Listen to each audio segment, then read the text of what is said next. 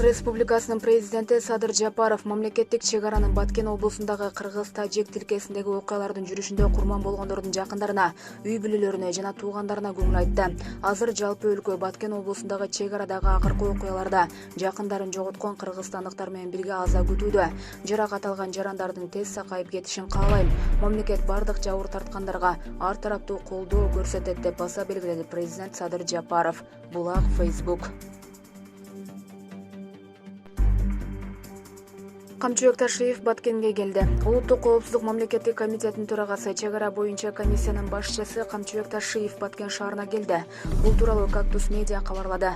Маалым болгондой, Ташиев Баткенге бараар менен жабык эшик артында жыйын өткөрүп, облустук администрациясынын имаратына кирип кеткен. Ал азырынча топтолуп турган эл менен жолугуп сүйлөшө элек. Эске салсак, Баткен облу администрациянын имаратынын алдында миңдеген адамдар топтолуп турат. Алар аймактардан Баткенге жардамга келген жарандар. Булак медиа центр.